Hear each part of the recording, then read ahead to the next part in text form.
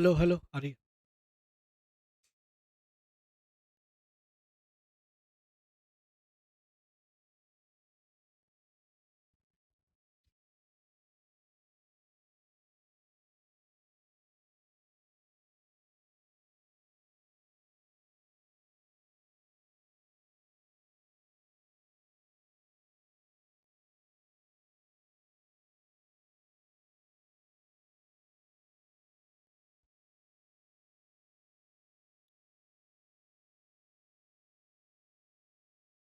नमस्कार, मैं अनिल पाटीदार।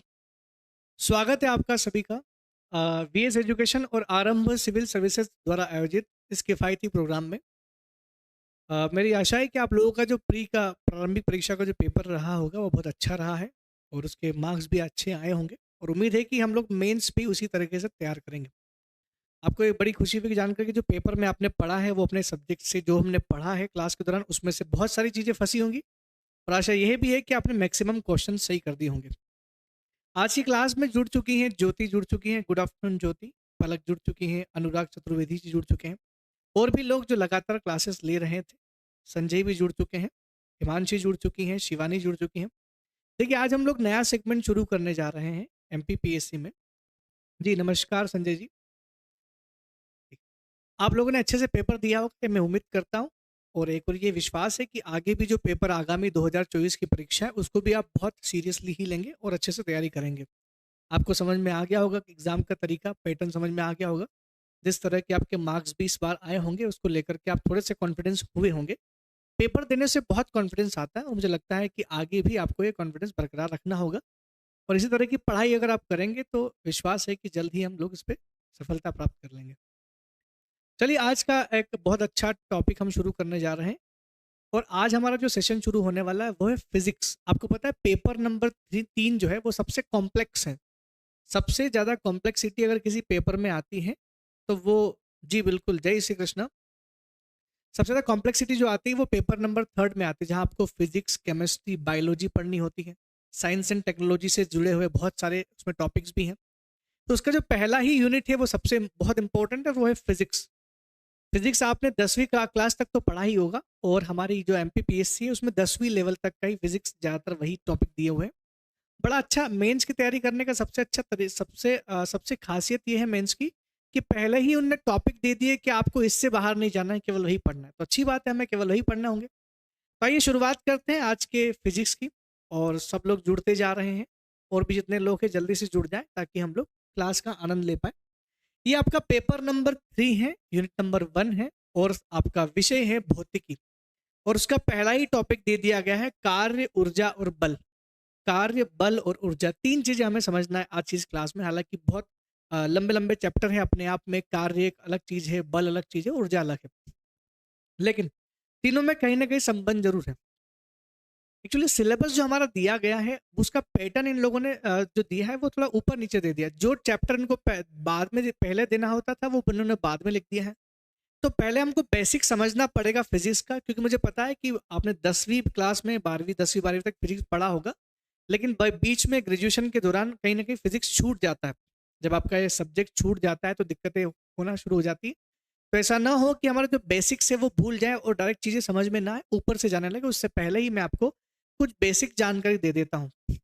कई बार प्रश्नों के दौरान आपको कुछ चीज़ें समझ में आएगी, कुछ चीज़ें बार बार हर एक चैप्टर में फिजिक्स में शुरू से लेकर आखिर तक कई बार ये चीज़ें आपको आएंगी जब जब टॉपिक की बात करेंगे।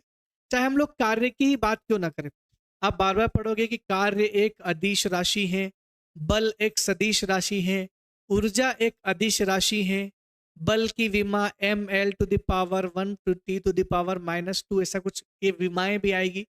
ये ml_t जो है ये बार बार आपके सामने आएगा। ये सदिश राशि और ये अदिश राशि आपके सामने बार बार आएगी। तो ये खाली रटना नहीं है कि बल एक सदिश राशि है या कार्य जो है वो अदिश राशि, ये कभी रटने की आवश्यकता नहीं होना चाहिए। इसका एक बेसिक्स है, मैं पहले उस बेसिक्स से शुरुआत करूंगा। MLT यानी विमा क्या होती है, उस विमा को निकालने का प्रयास करते हैं। विमाएं क्या होती हैं और कुछ बेसिक क्वांटिटीज, जैसे कि हम लोग कुछ पद्धतियां पढ़ते हैं ना, CGS MKS पद्धति। हालांकि अपना दूसरा जो चैप्टर मापन की विधियां, उसमें वो हम बेहतर पढ़ेंगे उसको, लेकिन कुछ बेसिक्स मैं आपको आज बताने वाला हूँ जिसके बाद ही हम लोग हमारा चैप्टर शुरू कर सकते हैं, क्योंकि तब तक चैप्टर में समझ नहीं आएगा जब तक कि बेसिक्स क्लियर नहीं होगा। सबसे पहली बात होती है विमा क्या होती है।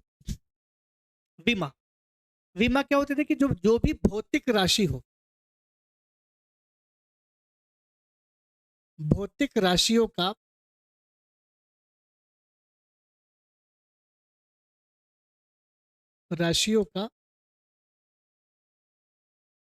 घातों में प्रदर्शित करना विमा कहलाता है। जो भौतिक राशियां होती है उनको घात के रूप में प्रदर्शित करना ही क्या कहलाती है, विमा कहलाती है। आपको विमा याद रखने के लिए कुछ चीजें जरूर याद रखनी पड़ेगी। जैसे पहली चीज हमारी है, आपको एक ये चार्ट बना लेना, काम आएगा, हमेशा ही काम आएगा ये। जैसे फॉर एग्जाम्पल पहली बात करें हम लोग लंबाई के बारे में, लेंथ, ठीक, लंबाई, लेंथ। लेंथ को हम लोग, लंबाई को मापते किस चीज में, हम लोग मीटर में मापते हैं, लेकिन इसको विमा में हम लोग क्या लिखेंगे, एल लिखेंगे। मात्रक क्या हो गया, मीटर, और जो चीज क्या है वो क्या है, आपकी राशि कौन सी है, लंबाई, ठीक है। एक होता है द्रव्यमान। द्रव्यमान को हम लोग किलोग्राम में मापते हैं, लेकिन यहां हम लोग लिखेंगे, इसको एम से डिनोट करते हैं ये। और तीसरा होता है समय। समय समय को हम लोग मानते हैं, समय को हम लोग सेकंड में मापते हैं, सेकंड में, लेकिन लिखते का इसे टी से लिखते हैं। ये होता है आपका एम एल टी। ये ध्यान रखना होता है कि एम क्या होता है, एल क्या होता है, टी क्या होता है, ठीक है। अब देखना ये होगा कि द्रव्यमान क्या होता है, समय क्या होता है, लंबाई क्या होती है। कुछ भी मीटर किलोमीटर में जो भी चीज दी गई हो वो सब लंबाई है। हाँ, जो लोग बाद में जुड़े हैं सभी को नमस्कार, सभी लोग का स्वागत है। बस क्लास में अच्छा सा कॉन्सेंट्रेट बनाइएगा तो फिजिक्स आपको बहुत मजेदार लगने वाली है। देखिए, तीन चीजें मैंने यहाँ पे लिखी है। ये किसी भी राशि की विमा निकालनी हो, जिन लोगों ने फिजिक्स इंग्लिश में भी पढ़ा है तो वो बता दिया करो कि सर थोड़ा सा टर्म्स जो वो इंग्लिश में भी चाहिए, क्योंकि हो सकता है कि आपने पहले इंग्लिश से किया हो और अब आप हिंदी में तैयारी कर रहे हो। तो डायमेंशन जो होता है उसको हम लोग बोलते हैं विमा, डायमेंशन को। लेंथ, लंबाई, मास मतलब द्रव्यमान, मास मतलब द्रव्यमान हो गया, और टाइम तो पता ही है आपको, लेंथ, ठीक है। अब देखिए, इसमें मैंने तीन चीज लिखी, एम एम एल टी। ये तीनों चीजों का इस्तेमाल होता है किसी भी चीज की विमा निकालने के लिए। अब देखो मैं बेसिक समझाता हूं इसका क्या है। जैसे फॉर एग्जाम्पल मुझे द्रव्यमान की विमा निकालनी है, द्रव्यमान की ना, मास की निकालनी है, मास की। तो द्रव्यमान क्या होता है, द्रव्यमान कुछ नहीं, द्रव्यमान बराबर होता है एम, ठीक है। तो मास की विमा क्या होगी, एल तो है ही नहीं, मास में एल नहीं होता है, टी भी नहीं होता, दो चीज नहीं होती, केवल क्या होता है, एम। तो जो है वो तो ठीक है, वो तो एक है, लेकिन एल जो है वो जीरो है, टी जो है वो जीरो है। तो मास की विमा क्या होगी, जो नहीं है उसको जीरो लिख दो, और जो है और जितना है उसके ऊपर उतना लिख दो। एक लिखो, नहीं भी लिखो चलेगा। तो एम की पावर वन, एल की power zero, T to the power zero. जैसे मान लो मैं लिख दूं, क्षेत्रफल लिख देता हूं, क्षेत्रफल का बताता हूं। फॉर एग्जाम्पल क्षेत्रफल की बात करें, एरिया की बात करें, एरिया की बात करें, क्षेत्रफल का फॉर्मूला क्या होता है, लंबाई गुणित चौड़ाई। क्षेत्रफल का फॉर्मूला क्या होता है, लंबाई गुण, सब लोग जानते हैं लंबाई गुण चौड़ाई। लंबाई को भी हम लोग मीटर में ही मापते हैं, चौड़ाई को भी हम लोग मीटर में ही मापते हैं, यही है ना। लंबाई हो या चौड़ाई, हम लोग दोनों चीजों को काय में मापते हैं, मीटर में ही मापते हैं। देखिए, अगर मैं आपको इसको समझाना चाहूँ, अगर मैं किसी चीज को मीटर में माप रहा हूं तो उसकी विमा को हम काय से लिखते हैं, एल से लिखते हैं। अब देखिएगा, मीटर मीटर, तो इसको भी मैं एल से लिखूंगा, इसको भी एल से लिखूंगा। तो क्षेत्रफल की जो विमा निकालूंगा, इसमें एम तो नहीं है, बिल्कुल द्रव्यमान है ही नहीं, तो जीरो कर दिया। लेकिन लेंथ है, तो एल जो है वो कितनी है, दो है, तो मैंने दो कर दिया। एल जो है वो कितनी है, दो है, तो मैंने एल दो कर दिया। और टी जीरो है, तो M zero L to the power two T to the power zero आएगा। M zero L to the power two T to the power zero है। तो L to the power two जो है इसका एक विमा हो गई। ये विमा मैं बना बना के दिखा रहा हूँ, शांत, जिसको कोई डाउट है पूछ लेना, क्योंकि एक बार में समझ में आ गया सब कुछ आएगा। मीटर स्क्वायर, बिल्कुल मीटर स्क्वायर आएगा। क्यों? क्योंकि metre into metre metre square, बिल्कुल। लेकिन हम लोग पढ़ रहे हैं वीमा कैसे निकालते, ठीक। और एग्जाम्पल देख लेते हैं। अगर हम बात करें आयतन की, ये लिखते चलिएगा सारी की सारी चीजें। फॉर एग्जाम्पल आयतन की बात करें तो आयतन क्या होता है? आयतन होता है लंबाई गुणित चौड़ाई गुणित ऊंचाई, तीनों को मिलकर होता है। लंबाई गुणित चौड़ाई गुणित ऊंचाई, सबको पता है तीनों चीजों के बारे में। लंबाई गुणित चौड़ाई गुणित ऊंचाई, तीनों का बिल्कुल m0 l⁻², t⁻0। बहुत बहुत बढ़िया अखिलेश जी। लेकिन जिनको समझ में आ रहा है अच्छी चीज है, जिनको नहीं आ रहा वो इसको बेसिक से ही समझिएगा। अगर मैं आयतन का निकाल के दिखाऊंगा तो आयतन का कैसे निकालूंगा? देखिए, लंबाई भी मीटर में मापते हैं, चौड़ाई भी मीटर में मापते हैं और ऊंचाई भी मापते हैं मीटर में। तीनों चीज काय में मापते हैं? मीटर में मापते हैं। तो मीटर को हम लोग एल से लिखते हैं, इसको भी एल से लिखते हैं, इसको भी एल से लिखते हैं, क्योंकि मैंने पहले ही बताया मीटर को हम काय में लिखते हैं? लंबाई को हमेशा एल में लिखते हैं। तो ये एल हो गया। अब 3 एल हो गया, इसका मतलब एम तो है ही नहीं, एम नहीं है तो m0, एल है तो l⁻3, 3 है इसलिए, और टी नहीं है तो t⁻0, टी की पावर 0। तो m0 l की घात 3 और t की घात 0, ये आपके आयतन का फॉर्मूला हो गया। ये आयतन का विमा हो गया।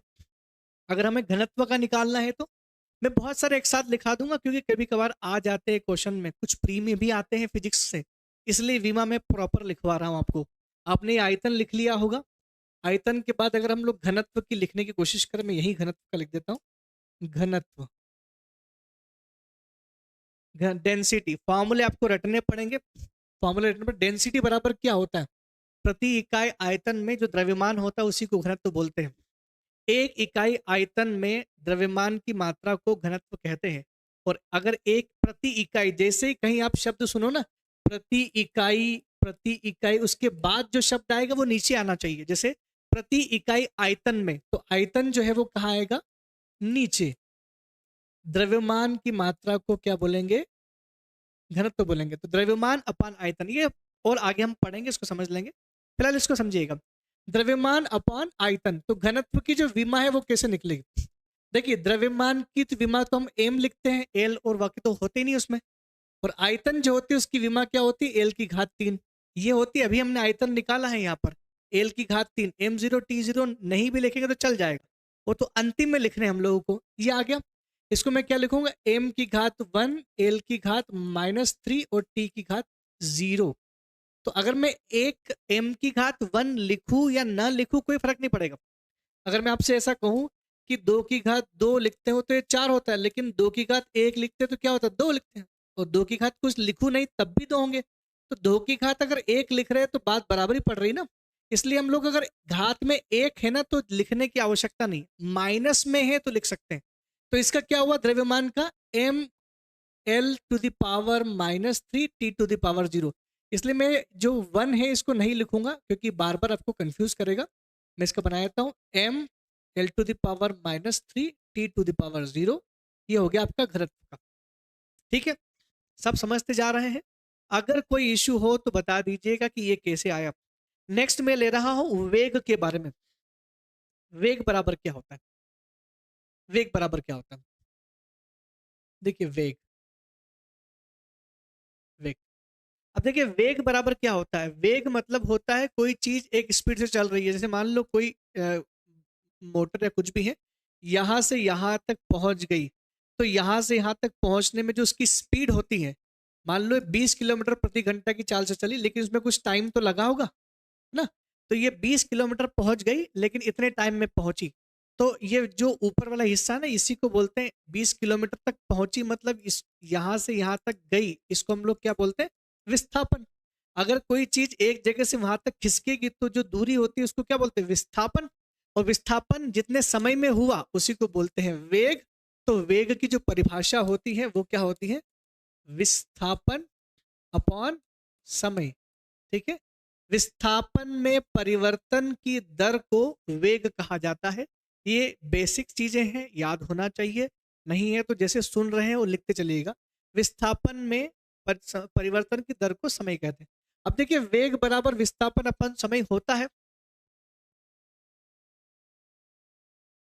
हाँ, घनत्व देखिए, घनत्व हर चीज का अलग, अगर आप जनसंख्या घनत्व की बोलेंगे तो एक इकाई क्षेत्रफल में उपस्थित लोगों की संख्या को हम बोलेंगे एक इकाई क्षेत्रफल में। यहाँ एक इकाई आयतन में, एक एरिया में, एक क्षेत्र में उपस्थित लोगों की संख्या को बोलेंगे। और अगर आप किसी वस्तु की बोलेंगे घनत्व कितना है तो बोलेंगे आयतन में मास कितना है, वो उसका हो जाएगा। तो इसलिए उसको बोलते हैं द्रव्यमान अपान आयतन। ठीक है, बिल्कुल किसी क्षेत्र में किसी वस्तु की उपस्थिति से कितना है। लेकिन वो जो क्षेत्र है ना जो आप बता रहे हो रवि जी, वो क्षेत्र एक इकाई क्षेत्रफल होना चाहिए या एक इकाई आयतन होना चाहिए। ठीक है, विस्थापन अपान समय, इसको समझिएगा। विस्थापन अपान समय, विस्थापन को हम बात करते हैं डिस्टेंस है, विस्थापन तो दूरी होता है। विस्थापन मतलब दूरी है, मतलब इसको डी से मैं लिख सकता हूँ, और समय तो टी है। अच्छा, विस्थापन अगर एक व्यक्ति 1 किलोमीटर यहाँ से विस्थापित हो गया तो वो दूरी हुई ना, और दूरी को हम लोग या विस्थापन जो है उसको हम लोग कैसे लिखते हैं, एल से। मीटर में इतना मीटर इतना किलोमीटर हुआ तो उसको एल से लिखते हैं, और नीचे टी है ही। तो इसका क्या होगा, m0 L T⁻⁻1। ये हो गया आपका वेग की विमा। ये टी ऊपर चला जाएगा और एल एल तो है ही और एम नहीं था, इसलिए m0 L T⁻⁻1 वेग का होगा। ऐसे अगर मैं त्वरण का निकालने लगूंगा, त्वरण एक्सेलरेशन, त्वरण का जो फॉर्मूला होता है वो होता है वेग बटा समय। वेग में परिवर्तन की दर को त्वरण कहते हैं। वेग में परिवर्तन की दर को त्वरण कहते हैं।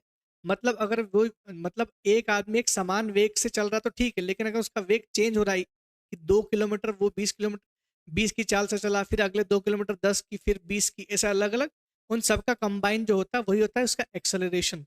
तो वेग में परिवर्तन की दर को क्या कहते हैं, त्वरण कहते हैं। इसको समझिएगा, त्वरण क्या होता है, एक्सेलरेशन। ठीक है, एक्सेलरेशन, एक्सेलरेशन त्वरण। अब देखिए, वेग में परिवर्तन की दर को त्वरण कहते हैं। इसकी विमा कैसे निकालना है, इसकी विमा निकालना है तो सबसे पहले तो वेग बराबर क्या होता है, ये वेग बराबर होता है विस्थापन अपॉन समय, और ऑलरेडी समय यहां पर था तो टी। वेग बराबर क्या होता है, विस्थापन अपॉन समय, और एक समय नीचे था तो टी हो गया। इसको क्या करूंगा, विस्थापन डी हुआ, विस्थापन को हम लोग लिखते हैं एल से। विस्थापन की मीटर या किलोमीटर में ही होता है हमेशा, तो विस्थापन जो है वो दूरी का मात्रक होता है, इसलिए इसको एल लिखते हैं। और नीचे हमारे पास क्या है, टी स्क्वायर हो गया। इसको मैं कैसे लिखूंगा, एम तो है ही नहीं तो जीरो, लेकिन एल एक है मेरे पास, लेकिन टी की पावर मुझे 2 मिलेगी, -2। तो m0 L T⁻⁻2। बिल्कुल बिल्कुल सही। वेग परिवर्तन की दर को एक्सेलरेशन कहते हैं। The rate change of velocity is called acceleration. लिखते चले जाइएगा, कुछ लोगों तक कमेंट्स आ रहे हैं, बाकी जो लोग समझते जा रहे हैं मुझे बताते रहें कि आपको चीजें इसी तरीके से समझ में आ रही हैं। अगर आपको और कोई दिक्कत आए तो मैं इससे और आसान भाषा में समझा सकता हूँ, लेकिन इससे आसान भाषा में और ज्यादा समय लगेगा, फिर भी मैं इसको तोड़ के समझा रहा हूँ। देखिए, तो त्वरण का क्या निकलेगा, m0 L⁻⁻2। और भी निकाल लेते हैं। जैसे अगर मैं निकालूं आपके लिए चाल, चाल बराबर क्या होता है, चाल का फॉर्मूला सबको पता है। चाल बराबर होता है दूरी बटा समय। ध्यान से सुनना, चाल का कैसे विमा बनाएंगे, दूरी बटा समय। दूरी को हम लिखते हैं डी से डी बाय, या दूरी जो है वो किलोमीटर में होती है तो एल लिख दिया, अपॉन समय टी लिख दिया। ठीक है ना, एम तो जीरो है ही नहीं है, एम दिख नहीं रहा है, एल दिख रहा है, और टी जो है वो -1 है। ये हो गया आपका दूरी का विमा, m0 L T⁻⁻1। ये आपका चाल का हो गया। आप लिखते चलिएगा, कोई अगर चीज छूट जाती है तो उस पर मैं आपको बताऊंगा। नेक्स्ट है आपका, त्वरण के बाद बात करते हैं बल के बारे में। बल, बल क्या होता है, बल बराबर क्या होता है, फोर्स। फोर्स बराबर क्या होता है, बल की बात करें, आ रहा है समझ में, बिल्कुल सही। हाँ, बल बराबर होता है, देखिए बल बराबर होता है मास इंटू एक्सेलरेशन। मास इंटू एक्सेलरेशन। जब तक देखिए, अगर मैं मान लो किसी चीज को फोर्स लगा के खिसका रहा हूं, मान लो यही एक रिमोट है और मैंने इसको फोर्स लगा खिसकाया, तो मैंने इसमें इस रिमोट में कुछ ना कुछ मास तो होगा ना, तो मैंने जब फोर्स लगाया तो ये एक्सेलरेट करेगा, मैंने इसको मारा तो एक्सेलरेट करेगा, मतलब दूर तक जाएगा, और एक स्पीड से नहीं जाएगा। हो सकता है स्पीड कम होते होते कम हो जाए। स्पीड एक जैसी होती तो वेग बोलते हैं, लेकिन स्पीड कम कम ज़्यादा परिवर्तन हो जाए तो उसको बोलते हैं एक्सेलरेशन। इसलिए मैं इसको जब मारूंगा तो एकदम से स्पीड पकड़ेगा, फिर धीरे धीरे स्पीड हो जाएगी। तो मास जो है वो एक त्वरण से आगे गया, इसलिए इसको बोलते हैं mass into acceleration, M into at. W by work upon time नहीं, बल बराबर होता है मास इंटू एक्सेलरेशन, द्रव्यमान गुणित त्वरण। अब देखिए द्रव्यमान तो हमें पता है एम होता ही है, त्वरण का निकालना है तो त्वरण का कैसे निकालेंगे? त्वरण बराबर होता है v बाई टी, अभी हमने पढ़ा, ठीक है। त्वरण बराबर होता है v बाई टी, तो m into V by T निकला ना, नीचे तो टी आ गया, लेकिन v बराबर क्या होता है? वेग बराबर होता है d बाई टी। तो ऑलरेडी एक t था और एक और t आ गया, तो 3t हो गए। नीचे कितने t हो जाएंगे? 3t हो गए, t t और t। समझना इसको कि m इंटू, फिर से बता देता हूं मैं, आपको कंफ्यूजन हो जाएगा। मैंने यहां पर लिखा मास इंटू एक्सेलरेशन। हमारे पास मास तो है तो ठीक है, एम तो आ गया, लेकिन एक्सेलरेशन का फॉर्मूला, अगर एक्सेलरेशन का डायरेक्ट आपको विमान नहीं पता तो हम निकाल सकते हैं। एक्सेलरेशन यानी त्वरण बराबर क्या होता है? वेग बटा समय, ये लिख सकते हैं हम लोग। त्वरण बराबर क्या होता है? वेग बटा समय, ये लिख लिया हमने। अब आप एम बाई टी को अलग कर लो और वेग जो है उसका निकाल, तो वेग बराबर होता है विस्थापन अपॉन समय, ये हो गया, ठीक है। अब जो एम को तो एम ही लिखते हैं, लेकिन डी जो है वो तो दूरी है, दूरी को हम लोग एल से लिखते हैं, लंबाई जो है उसको एल से लिखते हैं, और टी हो गया स्क्वायर। अब इसका बनाएंगे तो M L T to the power -2, ये निकलेगा बल का विमा। तो बल की विमा भी मैंने आपको बता दी, बल बराबर होता है मास इंटू एक्सेलरेशन। मैं आपको केवल शॉर्ट फॉर्म में इसलिए बता रहा हूं, ऐसा नहीं कि बल कैसे लगता है, क्या हमारा पूरा टॉपिक बल पे आने वाला है। बल कई प्रकार के होते, बल कैसे काम करता है, किस तरह का बल होता है, मैं सब कुछ बताऊंगा। लेकिन केवल मैं विमा लिखाना सिखा रहा हूं, इसलिए मैं डायरेक्ट ही फॉर्मूला बता दे रहा हूं कि बल बराबर मास इंटू एक्सेलरेशन, मतलब द्रव्यमान गुणित त्वरण होता है। लिख दूं उसको मैं कि द्रव्यमान गुणित त्वरण होता है। मैं एग्जाम्पल भी दे दूंगा ताकि आपको चीजें आसानी से समझ में आए। बल हो गया, बल के बाद लिखते हैं संवेग क्या होता है, मोमेंटम। संवेग का कैसे बनेगा? संवेग का भी बना के देख लेते हैं, मोमेंटम संवेग, ठीक है। संवेग का जो फॉर्मूला होता है वो होता है M V, mass into velocity, mass into velocity. देखिए एक बॉलर जो होता है ना, वो बॉलर क्या करता है, जब उसको, फास्ट बॉलर जो होता है वो खड़े खड़े फास्ट बॉलिंग नहीं फेंक सकता, इसीलिए उसको अच्छी स्पीड, वेग, अपनी गति, अपनी बॉल में गति लाने के लिए उसको दूर से आना पड़ेगा। तो उसी को बोलते हैं मोमेंटम। तो वो मोमेंटम क्रिएट करता है और फिर जो है बॉल को फेंकता है। हालांकि इसमें एक और फॉर्मूला लगेगा, लेकिन फिलहाल हम बात करते हैं मोमेंटम की। जब भी आप कोई चीज फेंकते हो दूर, तो पहले तो पीछे जाते हो, उसके बाद ही फेंकते हो। तो आप जैसे मान लो अपने नॉर्मली कोई पत्थर भी फेंका, तो आप ऐसे तो नहीं फेंक दोगे, आप क्या करोगे, पीछे ले जाओगे हाथ और फिर फेंकोगे। ये आपने मोमेंटम क्रिएट की, इससे आपकी आपके पत्थर में वेग जनरेट होगा। अलग अलग स्पीड से नहीं जाएगा, वो एक ही स्पीड से जाकर के गिरेगा। तो वो आपने मोमेंट, उसको क्या दे दिया, वेग दे दिया। तो उस पत्थर में क्या था, मास डिपेंड करता, वेग डिपेंड करता मास में। छोटा पत्थर होगा ज्यादा दूर नहीं जाएगा, थोड़ा बड़ा लोगे तो शायद ज्यादा दूर तक जाएगा, और बड़ा लोगे तो आप तो फिर आपको एनर्जी ज्यादा लगानी पड़ेगी, लेकिन हाँ वो मोमेंटम क्रिएट हो जाएगा उसमें। क्यू, क्यू आता है, किस में आता है क्यू?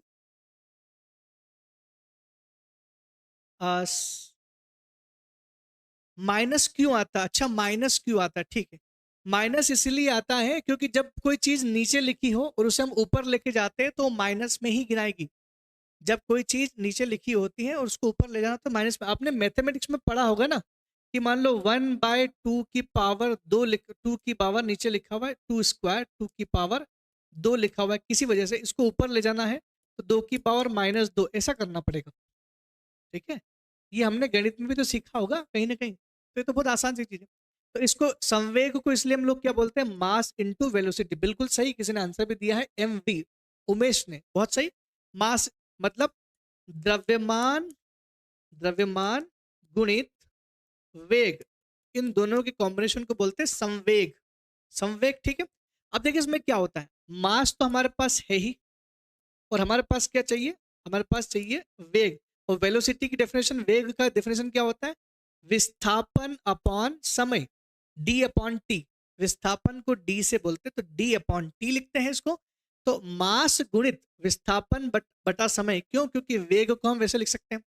अब जो डी है इसको तो हम एल लिखते हैं, क्योंकि डी तो दूरी होती है और विस्थापन भी दूरी होती है, और दूरी को हम एल से लिखते हैं। ठीक है, ये एल से लिख दिया। गुणित टी जो है वो नीचे से ऊपर आएगा और टी टू द पावर -1 हो जाएगा। तो इसको हम लोग क्या लिखेंगे? M L T to the power -1। ये इसकी विमा हो गई। किसकी विमा हो गई? संवेग की विमा हो गई। बात समझ में आ रही है? बिल्कुल। मैं वो सारे इंपॉर्टेंट जो फॉर्मूले हैं उसकी विमा निकाल के दिखा रहा हूं, जो हमारे चैप्टर में कहीं ना कहीं आगे आने वाले हैं। जब पूछता ना कि बल की विमा कहाँ है, जैसे फॉर एग्जाम्पल मैं बता ही देता हूँ आपको, आगे यहाँ पर पूछा गया एक दो जगह। जैसे हम लोग कार्य पढ़ने वाले हैं पहले ना, तो देखो कार्य में लिखा हुआ है कार्य और ऊर्जा की विमाएं समान होती है, M L two T to the power 2 T to the power. अभी हम लोग क्यों रटेंगे? हमें रटने की जरूरत नहीं है। क्यों? क्योंकि हम निकालना सीख रहे हैं ना, कैसे निकालेंगे। मैं कार्य ऊर्जा दोनों की निकाल के दिखाऊंगा। पहले हम जो टॉपिक हमारा चल रहा है, जिन जिन चीजों के हमने निकाल रहे, उसके आगे बढ़ते हैं। हम पहुंच गए थे संवेग पर। ठीक है, एक और फॉर्मूला आता है संवेग के साथ ही जुड़ा होता है, उसको हम लोग बोलते हैं कोणीय संवेग। संवेग होता है और एक कोणीय संवेग होता है। देखिए, अगर मान लो आप दूर से जाकर के फेंक रहे हो उसको, दूर से जाकर के फेंक रहे हो तो अच्छी बात है, आपने दूर तक फेंक दिया। लेकिन एक बॉलर को देखना, फास्ट हो या स्पिनर हो, वो क्या करता है? बॉल तेज करने के लिए अपना हाथ जो है पूरा क्या करता है? घुमाता है, तभी बॉल फेंक सकता है। ऐसे फेंकेगा तो फास्ट नहीं जाएगी। अगर कोई दूर से आकर कोई दूर से दौड़ के आए और ऐसे करके बॉल फेंकेगा तो स्पीड बॉल में नहीं आएगी। अगर वो बॉल हाथ घुमा के ऐसे घुमा के फेंकेगा, आपको कोई भी चीज दी जाए कि आपको दूर तक फेंकना, तो आप क्या करोगे? ऐसे फेंकोगे उसको। यूं फेंकोगे तो दूर नहीं जाएगी। लेकिन जैसे आपने उसमें ये आप क्या कर रहे हो घुमा कर, इसी को बोलते हैं हम लोग कोणीय संवेग। ये होता है एंगुलर मोमेंटम। तो जब कोई बॉलर हाथ घुमा करके बॉलिंग डालता है ऐसे, तो ये देखो ये क्या हो गया? ये एंगल है, ये कोणी। लेकिन ये मैं सर्कल बना रहा हूं पूरा, और सर्कल में मेरा हाथ आपको क्या दिख रहा है? ये होती है त्रिज्या, रेडियस। तो अगर हम लोग संवेग के साथ में कोण जोड़ दे तो कोणीय संवेग हो जाएगा। और कोण जो है वो डिपेंड करता है किस पे? त्रिज्या पर, इसलिए इसमें त्रिज्या जोड़नी पड़ेगी। तो वो सब चीज वही है। संवेग का फॉर्मूला था m इंटू वी, मतलब द्रव्यमान गुणित त्वरण था। लेकिन हमने इसमें एक चीज और जोड़ दी, क्या? केवल रेडियस, त्रिज्या। त्रिज्या, इसका जो फॉर्मूला क्या है? द्रव्यमान गुणित वेग गुणित त्रिज्या। जिसकी हाइट ज्यादा होती है वो बहुत तेज बॉल फेंक सकता है। क्यों? क्योंकि उसकी रेडियस हाथ की ज्यादा तेज होती है। ओमेगा इंटू वी, ये आप कहाँ से पढ़ रहे हो उमेश जी? कोणीय संवेग जो होता है उसमें हम लोग बोलते हैं कि मास, एक बॉल को ही फेंक रहे तो मास इंटू वेलोसिटी तो आता ही है, लेकिन उसमें कोण जुड़ जाएगा। तो उसका फॉर्मूला बन जाएगा m into V into R, द्रव्यमान गुणित वेग गुणित त्रिज्या। अब आप खुद सोचिए त्रिज्या क्या होती है। मैं बोलूँ कि एक सर्कल की त्रिज्या इतनी मीटर ही होती होगी। त्रिज्या तो मीटर में ही कैलकुलेट करते हैं, तो त्रिज्या का भी हमें मिल जाएगा। देखिए, इसका विमा निकालने की कोशिश करते हैं। m का तो m ही निकलेगा। v को हम लिखते हैं विस्थापन बटा समय। ये सबको समझ में आ रहा है? विस्थापन बटा समय, ये सबको समझ में आ ही रहा होगा। और बचा है r, रेडियस जो होती है। जैसे फॉर एग्जांपल ये एक सर्कल बना है, तो इसकी रेडियस क्या होगी? ये रेडियस तो ये कितनी हो, चाहे 10 मीटर ही क्यों ना हो, लेकिन ये मीटर में आ रहा है, और मीटर को हम लोग कैसे लिखते हैं? एल से लिखते हैं। तो ये तो एल आ गया। एम और विस्थापन भी एल से लिखते हैं, मीटर वो भी एल से लिखते हैं। नीचे आ गया टी, दो एल मिल गए, क्योंकि एक डी वाला एल और एक एल वाला एल। अब इसकी विमा क्या होगी? इसकी विमा होगी M L to the power -2, sorry L to the power 2। ये तो ऊपर का ऊपर ही है, इसलिए L to the power 2 M L to the power 2 T to the power -1। ये जो विमा होगी ये किसकी होगी? ये संवेग की कोणीय संवेग की, एंगुलर मोमेंटम की विमा होगी। अच्छे से लिखना और समझना भी हमको, ऐसे नहीं कि ऐसे ही हमने हवा में बाण चला दिया। ये सब काम की चीजें। हर एक चीज का संवेग आप बहुत आराम से निकाल सकते हो, जैसे कि मैं निकाल के दिखा रहा हूं। एम तो एम है ही, एम तो मास एम लिखेंगे। डी जो है वो तो दूरी होती है, विस्थापन, उसको हम एल से डिनोट करते हैं। और त्रिज्या जो होती है वो कितनी होती है? मीटर में ही होगी, तो मीटर मतलब एल, तो वो भी एल हो गया। तो उसका विमा क्या होगी? M L to the power 2 T to the power -1 हो जाता है। ठीक है, और निकाल के देखते हैं। अब हम लोग निकाल के देख लेते हैं, हमारा जो चैप्टर है ना उसको थोड़े से उसके भी काम कर लेते हैं। वर्क का निकालते हैं, वर्क वर्क मतलब कार्य का निकाल के देख लेते हैं।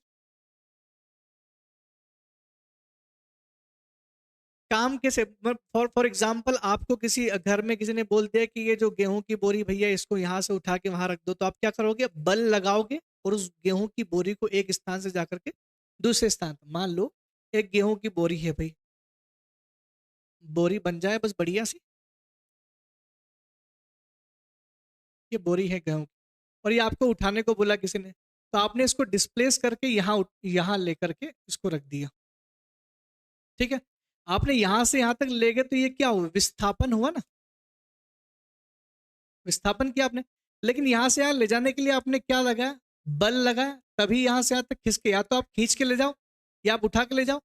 तो इन दोनों, जब जब काम तभी होगा जब विस्थापन होगा। फॉर एग्जाम्पल आपने खूब बल लगाया, लेकिन ये बोरी इतनी बड़ी थी कि आपसे हिली भी नहीं, आपने फोर्स तो खूब लगाया, अप्लाई किया इस पे, खूब खींचने की कोशिश की, लेकिन ये बोरी हिली नहीं, तो फिर विस्थापन नहीं हुआ। तो फिर आपने काम कहाँ किया? आप दिन भर से लगे उस बोरी को उठाने के लिए, और घर वाले शाम को आए, आपसे बोला कि बताइए वो बोरी कहाँ गया, आपने उठाई क्यों, काम क्यों नहीं किया? तो आप क्या बोलोगे? मैंने तो काम कर दिया, ये नहीं बोल पाओगे ना। आप काम तब तक नहीं माना जाएगा जब तक कि वो विस्थापन नहीं होगा। विस्थापन जीरो है, काम जीरो है, तो आपने काम ही नहीं किया। तो आपने मेहनत की होगी लेकिन आपका काम नहीं हो पाया, तो घर वालों को क्या लगेगा? इसने काम नहीं किया। तो अगर ये यहां से यहां तक गई तो ही कार्य बोला है। तो कार्य बराबर क्या होता है? कार्य बराबर होता है बल गुणित विस्थापन। देखिए मैं बिल्कुल आम जो घर में इस्तेमाल होते हैं वही एग्जाम्पल दे रहा हूँ, ताकि आपको बहुत बेसिक से समझ में आए। मुझे पता है बहुत सारे लोगों ने फिजिक्स अच्छे से पढ़ा भी होगा अपने जीवन में, बहुत सारे ने फिजिक्स बहुत बेसिक भी नहीं, कई बार भूल जाते हैं। तो मैं उन सबको ध्यान में रखते हुए इसको बिल्कुल बेसिक से पढ़ा रहा हूँ। फिर आगे बढ़ते हैं। तो कार्य बराबर क्या हो गया? Work is equals to force into displacement, बल गुणित विस्थापन। अब देखिए कार्य का विमा निकालते हैं, बहुत आसान है विमा निकालना। अगर आपको कुछ भी नहीं पता तब भी आप निकाल लोगे, खाली आपको फॉर्मूला पता आना चाहिए। बल बराबर हमने क्या लिखा था? मास इनटू एक्सेलरेशन, मतलब द्रव्यमान गुणित त्वरण, ये हमको पता है। और विस्थापन तो डी होता ही है, ठीक है। एम का तो एम हो गया, विस्थापन का एल हो गया, बचा हमारे पास क्या? ए। ए बराबर होता है वी बाई टी, लिख लिया। अब एम एल तो लिखा है, और वी बराबर होता है डी बाई टी, और एक टी ऑलरेडी था हमारे पास में, समझना इसको। वी बाई टी तो लिख लिया, ये टी को उठा के यहां रख दो, क्योंकि वी बराबर होता है विस्थापन अपान समय, तो फिर डी बाई टी मैंने वापस लिख दिया। और जो विस्थापन होता है उसको तो हम लोग क्या लिखते हैं? एल ही लिखते हैं ना। ये जो इसको भी एल लिखेंगे, नीचे टी स्क्वायर हो गया। अब बनाओ जरा, अब इसकी विमा बनेगी कि एम एल की power 2 T to the power -2, ये होगी आपकी कार्य की विमा। कार्य की विमा मैं बता दूं, हमने यहां पर मेंशन किया था कार्य की विमा। ये देखिए M L T to the power 2 T to the power -2, ये हमने निकाल के दिखा दिया। कैसे निकलते हैं? M L T to the power 2 T to L to the power 2 T to the power -2। कुछ समझ पा रहे हैं आप लोग? बिल्कुल सिंपल है, बल गुणित विस्थापन है, और बल गुणित विस्थापन है, कार्य है, तो m इंटू ए लिखते ही इसको हम लोग। बल बराबर क्या होता है? द्रव्यमान गुणित त्वरण, और विस्थापन तो है ही। द्रव्यमान अलग निकाल लिया, विस्थापन का एल अलग निकाल लिया, ये विस्थापन है, ये एल अलग निकाल लिया। और त्वरण को लिखते हैं वेग में परिवर्तन के त्वरण को त्वरण कहते हैं, तो v बाई टी भी हो गया। अब आगे कर लो इसको, एम एल इंटू, और वेग बराबर होता है विस्थापन अपान समय, तो ये आराम से निकलेगा। अगर किसी चीज में निकालने में दिक्कत आ रही है तो फिर से बता देना, मैं फिर से समझा दूंगा आपको चीजें कि ये कैसे आ रही हैं। ठीक है, कार्य तो हो गया। अब देखते हैं ऊर्जा। ऊर्जा क्या होता है? ऊर्जा किसको बोलते हैं? देखिए जो जो काम है ना उसी को ऊर्जा बोलते हैं। ऊर्जा जो होता है वो क्या होता है? वर्क डन को एनर्जी बोलते हैं। हाँ, कार्य को ही ऊर्जा कहा जाता है। ऊर्जा कहा जाता है, कार्य को ऊर्जा कहा जाता है। इसका मतलब कार्य और ऊर्जा के लिए सेम फार्मूला होना चाहिए, ठीक है। ऊर्जा को अलग अलग तरीके से डिफाइन किया, क्योंकि उसमें ऊर्जा अलग, स्थितिज ऊर्जा अलग होती है, और गतिज ऊर्जा अलग होती है। लेकिन हम यहाँ पर मानेंगे कार्य और ऊर्जा का सेम फार्मूला होता है, इसी वजह से तो बोलते हैं कार्य और ऊर्जा का दोनों का एक ही विमा होनी चाहिए। फोर्स इंटू डिस्प्लेसमेंट डी, मतलब बल गुणित विस्थापन।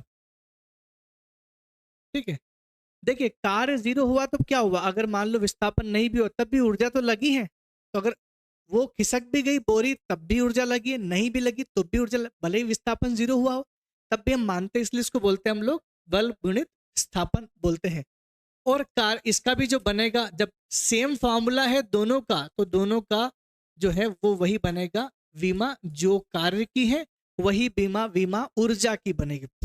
कार्य की जो विमा बनेगी ऊर्जा की विमा भी कैसी बनेगी, वैसी बनेगी। बात समझ में आ रही है आपको? और हमने यहाँ पर मेंशन किया, आप आराम से देख के खुद सोचिएगा हमने क्यों लिखा है उसको।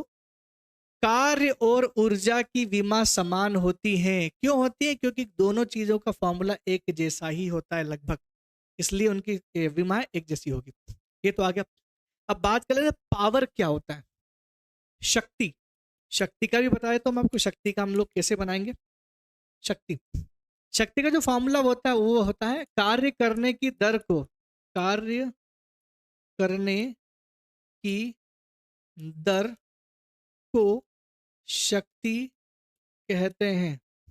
अब आप मुझे खुद बताइए, एक आदमी 5 बोरी गेहूं उठाता है, बहुत बहुत बढ़िया अखिलेश, कार्य करने की क्षमता को शक्ति बोलते हैं।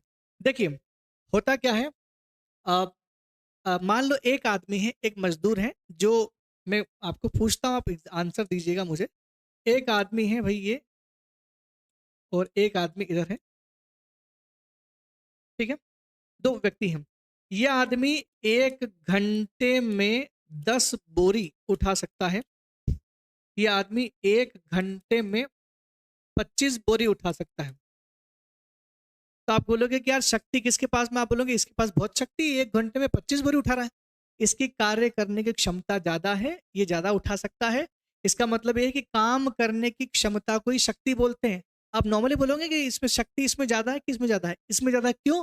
क्योंकि ये ज्यादा काम कर रहा है, 25 बोरी उठा रहा है ना, तो काम करने की, कार्य करने की क्षमता को शक्ति बोलते हैं।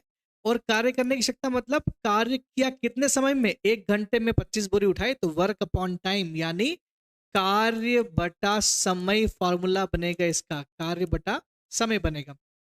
ठीक है, इसको मिटा दूं यहां से मैं, कार्य बटा समय। अब आप यहां से देखिएगा, अब यहां से इसकी विमा निकालना है तो कैसे निकालेंगे। विमा निकालने के लिए पहले मुझे वर्क का फॉर्मूला चाहिए, और कार्य बराबर होता है बल गुणित विस्थापन, और नीचे टी है ही। ठीक, बल गुणित विस्थापन, नीचे टी है ही। बल बराबर क्या होता है, बल बराबर होता है द्रव्यमान गुणित त्वरण। ठीक है, और डी तो मेरे पास है और टी नीचे लिखा ही है। अब और सिंप्लीफिकेशन करेंगे तो सिंप्लीफाई करेंगे कि एम बटा टी अलग कर लो, इंटू डी अलग कर लो, बचा क्या, ए को लिखते हैं वेग अपॉन टाइम। ठीक है, और वेग को कैसे लिखते हैं हम लोग, एम बाय टी गुणित, इसको डी को मैं एल लिख सकता हूं, मैं पहले बताया कि दूरी होती है, और वी बाई टी को लिख सकते हैं हम लोग डी बाई टी, और एक टी इधर ला दो क्योंकि ये टी इधर ले आएंगे, और वी बराबर होता है विस्थापन अपॉन समय। अब देखो इसकी विमा बनाओ, क्या मिल रहा हमें, एक एम मिल रहा है ऊपर, और एक एल, 2 एल मिल रहे हैं, डी को भी एल लिखेंगे, तो एम एल की पावर 2, और नीचे 3 है, टी टू द पावर -3। ये आपकी विमा बनेगी शक्ति की, M L to the power 2, T to the power -3, ये विमा बनेगी शक्ति की। शक्ति को ढंग से देखिएगा, मैंने बिल्कुल सिंप्लीफाई करके ही किया है। कार्य की कब लगा दो फॉर्मूला, कार्य में बल है तो बल का फॉर्मूला लगा दो, उसका फॉर्मूला लगा दिया तो आपको ये चीज समझ में आने लगी कि हाँ यार ये कौन सी राशि, ये कैसे निकलेगा, विमा निकलेगी इसकी कुछ इस तरीके से। 2-3 चीजें और बची, उसको भी कर लेते हैं। जैसे प्रेशर की विमा निकालते हैं, दाब बराबर, दाब बराबर बल अपॉन क्षेत्रफल। एक निश्चित क्षेत्रफल पर लगाया गया जो बल होता है वो क्या कहलाता है, वो दाब कहलाता है। बल upon area, force upon area, बल अपॉन क्षेत्रफल, दाब बराबर प्रेशर बराबर। इसको कैसे विमा निकालेंगे, इसकी विमा निकालना बहुत आसान है, आप भी कोशिश कर सकते हैं बैठे बैठे, जो आप सवाल कर ही रहे हैं तो पूरा करिएगा। बल अपॉन क्षेत्रफल निकालना है। बल बराबर क्या होता है, बल बराबर होता है द्रव्यमान गुणित त्वरण अपॉन क्षेत्रफल। क्या होता है? क्षेत्रफल लंबाई गुणित चौड़ाई, मतलब एल स्क्वायर पहले लिखा दिया था मैंने, एम इंटू एम, मतलब मीटर गुणित मीटर, तो इसको एल स्क्वायर लिख दूं मैं नीचे। अगर ऊपर वाले को लिखना है तो एम इंटू ए, एम को हम लिख सकते हैं एम ही, और ए को लिख सकते हैं वेग बटा त्वरण, ये तो एल स्क्वायर हो गया। अब वेग बटा त्वरण एम इंटू, नीचे क्या लिखा हमने? एल स्क्वायर और टी लिख दिया, लेकिन वेग को लिख सकते हैं विस्थापन बटा समय, विस्थापन बटा समय, ठीक है। एम और डी जो है इसको लिखते हैं हम लोग एल, क्योंकि डी जो होता है विस्थापन, और विस्थापन को दूरी में ही मापते हैं, तो वो एल लिखाएगा क्योंकि मीटर में होता है विस्थापन। बचा हुआ क्या है? बचा हुआ नीचे है एल स्क्वायर और टी की पावर 2, ये दोनों चीज आ गया। अब इसको ऊपर ले जाएंगे, ये एल की पावर 2 है और यह एल है, तो आप खुद सोचिए एम एल गुणित एल की पावर -2 गुणित टी टू द पावर -2, ये दो, ये एक एल से ये एक एल जाएगा तो कितना बचेगा? एक एम एल की पावर -1 और टी टू द पावर -2, ये बनेगा इसकी विमा। कुछ समझ में आया झोल क्या है? बिल्कुल सिंपल सा फॉर्मूला था। इसका क्या बनेगा? M L to the power -2 T to the power -2, ये इसमें बनेगा, ठीक है। बिल्कुल सिंपल तरीके से मैंने बता दिया है। एल ऊपर जाएगा तो -2 का, लेकिन एक एल ऑलरेडी मौजूद है, तो ये प्लस ये माइनस है, तो ये कम होगा तो ये -1 बच जाएगा। M L to the power -1 T to the power -2, ये भी आप लिखते चलिएगा, काम की चीज है, ठीक है।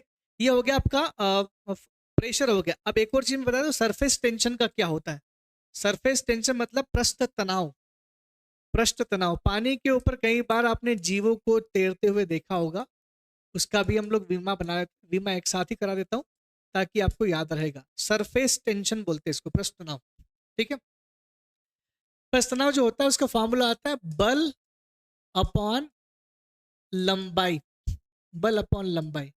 अभी मैं किसी भी चीज को ज्यादा एक्सप्लेन इसलिए नहीं कर रहा हूँ क्योंकि केवल हम विमा पर बात कर रहे हैं। आने वाले चैप्टर्स में हम सबकी बातें करेंगे कि ये क्या चीज होती है, बनती क्यों है, इसलिए आपको केवल विमा पर ध्यान देना है। तो फॉर्मूले आप रट भी सकते हैं, बल अपॉन लंबाई, बल अपॉन क्षेत्रफल तो प्रेशर हो गया, ये बल अपॉन लंबाई जो है ये किसका फॉर्मूला है? सरफेस टेंशन का है। बल आपको पता ही है एम ए होता है, लंबाई एल हो ही गया, एम इंटू ए को वी बाई टी लिख सकते हैं। मैं बार बार इसको इसलिए कर रहा हूं ताकि आपको रट जाए कि चीजें कैसे करना होता है।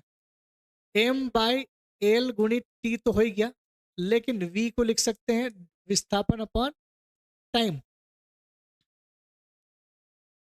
विस्थापन अपॉन टाइम लिखते हैं। अब देखो इसको मैं आगे क्या कर रहा हूं, एम डी को लिख सकते हैं एल, और नीचे एल है इंटू टी की पावर 2। अब इसको ऊपर ले जाऊंगा, एक एल से एल गया तो खत्म हो गया, M L 0 T to the power -2, ये हो गया इसका फार्मूला। किसका फार्मूला हो गया? ये पृष्ठ तनाव का formula, M L 0 T to the power -2, क्योंकि एल से एल कट गया वो तो प्लस माइनस खत्म हो गया, और यही बचा केवल, तो ये इसका विमा हो गया। देखिए जो लोग भी क्लास देख रहे हैं, समझ में आ रहा है, आप लोग नोट डाउन करते भी जा रहे होंगे।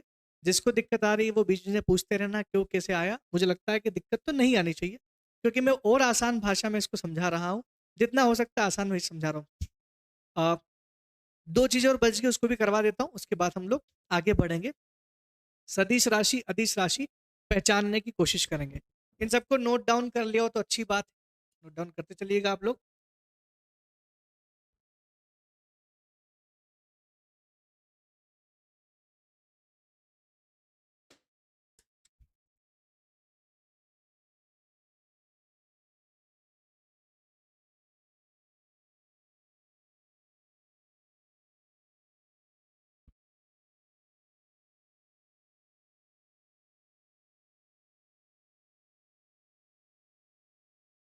और हाँ, जो मैंने सारी विमाएं निकालना सिखाई है, ये नोट्स आपको बनाना जरूरी है। जिसने नहीं बनाया वो बनाए, और बना करके अपनी कॉपी में लिखा हुआ टेलीग्राम पे शेयर जरूर करें, ताकि मैं देख पाऊँ कि आप लोग अच्छे से काम कर रहे हो। ठीक, अब बात कर लेते हैं गतिज ऊर्जा की। गतिज ऊर्जा का क्या फॉर्मूला होगा? आपको मैं केवल एग्जांपल दे रहा हूँ, फॉर्मूला अगर आपको पता है तो आप निकाल सकते हो, कोई भी नई चीज ले आओ, आप खुद कोशिश करो इसका क्या होगा, फॉर्मूला निकालो, निकल जाएगा। गतिज ऊर्जा, जैसे गतिज ऊर्जा मान लो गतिज ऊर्जा के निकालने की कोशिश करो तो कैसे होगी। गतिज ऊर्जा बराबर होता है हाफ mv²। ये रटना पड़ेगा, आगे बताऊंगा क्यों। हम लोग ऊर्जा पढ़ेंगे तो मैं इसके बारे में डिटेल बताऊंगा कि ये गतिज ऊर्जा ऐसे क्यों होती है और वे कैसे क्यों होती है। गतिज ऊर्जा मतलब किसी गति की वजह से अगर उसको ऊर्जा प्राप्त हो रही तो उसको गतिज ऊर्जा बोलते हैं। अगर किसी को मैं ऐसे गति करवा करके कोई चीज फेंक दूं तो ऊर्जा प्राप्त हो रही, वो गतिज ऊर्जा होती है। ठीक है ना। आपने एक बचपन में कार जरूर इस्तेमाल की होगी, एक कार इस्तेमाल की होगी, छोटी सी कार होती थी वो, ऐसे कुछ। उसको क्या करते थे आप लोग, ऐसे रगड़ते थे उसमें जमीन पे, और रगड़ने के बाद जब छोड़ते थे उसको, या कुछ कार को पीछे खींचते थे और उसके बाद वो इतनी दूर तक ट्रेवल करती थी। आपने क्या किया, उसको गतिज ऊर्जा, या तो उसको ऐसे घुमा घुमा के अपने आगे बढ़ाया तो उसको गतिज ऊर्जा मिल गई। अगर आप उसको नहीं घुमाते तो बहुत दूर तक नहीं जाती वो। बचपन में इस तरह की कार वाला गेम आपने जरूर खेला, तो वही गतिज ऊर्जा का एग्जाम्पल आपके जीवन में आ चुका है पहले भी। आप mv² कैसे लिखेंगे, देखिए नंबर आ जाए ना, अगर किसी में विमा निकालनी हो और 1/2 3/4 जो कुछ भी आ जाए, ये नंबर जो होते हैं कांस्टेंट होते हैं, इसलिए इसका कोई मतलब ही नहीं है, इसको छोड़ दो। ठीक है। तो नंबर जो होते हैं वो कांस्टेंट होते हैं, उसको लिखने की जरूरत ही नहीं पड़ती, आपको डायरेक्ट ध्यान देना mv² पे। m/v² की बात करें तो m गुणित v² मतलब होता है d/t का होल स्क्वायर, विस्थापन अपॉन समय का होल स्क्वायर। इसको और सिंपल कर देता हूं, m/d² मतलब होता है l अपॉन, और t तो t हो गया, तो ये दोनों पे स्क्वायर लगा दूं। ठीक। अब इसका विमा बनेगी m l⁻², t⁻²। ये आपकी गतिज ऊर्जा की बन गई है आपकी विमा। तो गतिज ऊर्जा की विमा है ml⁻², t⁻²। इसको भी नोट डाउन करते चले। एक और आखिरी हमारा जो आज के इसमें हम लोग जो विमा निकालने में अंतिम में निकाल के दिखा रहा हूं, वो है पोटेंशियल एनर्जी। उसको बोलते हैं हम लोग स्थितिज ऊर्जा। स्थितिज ऊर्जा ये क्या होती है, किसी वस्तु की स्थिति के कारण जो ऊर्जा उत्पन्न होती है उसको स्थितिज ऊर्जा बोलते हैं। जैसे स्प्रिंग को ऐसे दबा लो और छोड़ दो तो अपने आप उछल के चली जाती है। बचपन में आपने वो जो आपके जो पेन होते हैं उसकी रिफिल को आपने ऐसे मोड़ के एकदम छोड़ा होगा तो बहुत तेज उठ के गई होगी। आपने कोई बल तो लगाया नहीं, बस ऐसे ही छोड़ दिया उसको, तो वो इसकी स्थिति की वजह से हुआ है।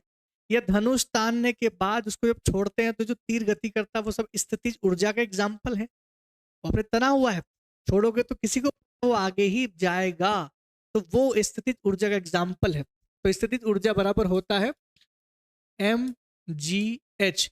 या फॉर एग्जाम्पल ये चीज है, ये आपको दिख रहा है स्टाइलर जिससे मैं लिख रहा हूँ, ये पेन, इसको मैंने इसमें मैंने कोई फोर्स ही नहीं लगाया, मैंने मान लो इसको वैसे ही छोड़ दिया तो ये नीचे तक जाएगा। अगर ये भारी भरकम चीज हो तो और नुकसान कर देती, मैंने इसको छोड़ा तो ये नीचे गया। नीचे किस वजह से गया, इस पर ये इसके पास ऊर्जा कहाँ से आई नीचे जाने की, तो इसके पास ऊर्जा जो आती है ना वो आती है इसकी ग्रेविटी की वजह से। इसलिए इसका मास है कुछ, तो मास और ग्रेविटी, और जितनी ऊंचाई से फेंकोगे उतनी ज्यादा स्थितिज ऊर्जा आएगी। आप खुद सोचिए किसी व्यक्ति के सर पे इतना बड़ा पत्थर इतना ऊपर करके छोड़ दो, शायद उसको कुछ दिक्कत नहीं होगी, हल्का सा लगेगा, लेकिन 2 माला ऊपर जाकर के यही पत्थर छोड़ो फिर क्या होगा, स्थितिज ऊर्जा ज्यादा आ जाएगी। क्यों? क्योंकि हाइट बढ़ाओगे तो स्थितिज ऊर्जा बढ़ेगी, हाइट ऊपर चलेगी तो बहुत दूर से आएगा, ग्रेविटी भी जो है वो नीचे खींचेगी। बात समझ में? बिल्कुल। रबर में, इलास्टिक में भी होती है स्थितिज ऊर्जा, बहुत बढ़िया, रबर में भी इलास्टिक ऊर्जा होती है। इसको हम लोग इसलिए क्या बोलते हैं, mgh। अब बात करते हैं इसके विमा की, इसकी विमा कैसे निकालना होती है। m की विमा तो m को तो m ही लिखते हैं, तो m तो m ही हो गया। देखिए g जो होता है ना इसको हम लोग बोलते हैं गुरुत्वीय त्वरण। गुरुत्वीय त्वरण क्यों? क्योंकि ये में नीचे खींचता है, चीज एकदम से स्पीड से नीचे जाती है और एक जैसी स्पीड से नहीं जाएगी वो। अगर अगर कोई चीज गिरती है और एक जैसी स्पीड से जाती है तो हम उसको वेग बोलते हैं, लेकिन वो स्पीड कम होती बढ़ती नीचे जाते हैं तो स्पीड बढ़ना शुरू हो जाती है, उसको हम लोग बोलते हैं इसलिए त्वरण, क्योंकि वेग में परिवर्तन की दर को त्वरण कहते हैं। तो ये गुरुत्वीय त्वरण है, इसका मतलब जी को हम लोग क्या मान ले, एक्सेलरेशन। ठीक है। तो गुरुत्वीय त्वरण मान ले, इसको हम ए मान लेंगे, तब जाकर के आपका फॉर्मूला निकलेगा, इसे आपको ए मानना पड़ेगा। अब मान के देखो, m इंटू त्वरण को हम कैसे लिखते हैं, v/t इंटू h, हाइट लंबाई में होती, लंबाई होती है l लिख दू उसको मैं, तो m इंटू ये बाय 2 कर दूं मैं, क्योंकि v बराबर मैं क्या लिखूंगा फिर से, विस्थापन अपॉन टाइम इंटू एल। अब m एल मेरे पास एक है और एक d जो है इसको ये भी काय में कन्वर्ट होगा एल, क्योंकि दूरी भी विस्थापन भी एल ही होता है, इसलिए m l to the power 2। t नीचे है तो ऊपर जाएगा तो t टू द पावर -2, ये इसकी विमा होगी। m l to the power 2 t to the power -2 इसकी विमा होगी। तो स्थितिज ऊर्जा और गतिज ऊर्जा की विमा एक जैसी होती है और वर्क की कार्य की विमा भी यही होती है, ऊर्जा की विमा भी यही होती है। चार चार चीजों की विमा एक जैसी होती है। क्वेश्चन पूछने वाला पूछ सकता है निम्नलिखित में से किन किन चीजों की विमाएं एक जैसी होती हैं, डायमेंशन। तो आपको स्थितिज ऊर्जा, गतिज ऊर्जा, कार्य और ऊर्जा, इन सब की जो विमा होती है वो बिल्कुल एक ही होती है, m l to the power 2 t to the power -2। देखिए आपको सेम सिमिलर दिख रही होगी बहुत सारी चीजें, और यही विमा कार्य की भी होती है और गतिज ऊर्जा की भी होती है। चलो आगे बढ़ाओ इसको, यहाँ तक समझ में आ गया। ये मैंने बहुत सारी चीजें लिखा दी आपको जिसमें आपको विमान निकालने में कोई दिक्कत नहीं होगी। आपके पास बस फॉर्मूला होना चाहिए, आप विमान निकाल दोगे, जो नहीं है उसको 0 लिख दो और जो है उसकी पावर लगा दो, सीधी सी बात है। तो विमा मतलब क्या था, मैंने बताया था कि किसी भी भौतिक राशि को घातांकी रूप में प्रदर्शित करना विमा कहलाता है। अब एक और चीज जो हमें जान लेना है इससे पहले कि मैं चैप्टर शुरू करूं, दो बेसिक चीजें मैं पहले पढ़ाना चाह रहा हूं। एक होती राशियां दो प्रकार की होती है ना, राशियों में अगर बात करें हम लोग तो राशि जो हम लोग पढ़ने वाले हैं उसमें बार बार एक शब्द आएगा कि ये कौन सी राशि है। एक होती है सदिश राशि और एक होती है अदिश राशि। बचपन से आज तक ये बार बार पढ़ते आए हैं, कभी कभार तो आज तक लगता है कि हमने क्या था ये, सदिश राशि और अदिश राशि। देखिए ध्यान रखना, एक कोई भी वस्तु है ना उसमें जैसे मान लो ये एक डस्टर है ना, तो इसका कुछ वेट तो होगा, 100 ग्राम का तो होगा, है ना। इसकी लंबाई भी होगी कुछ ना कुछ।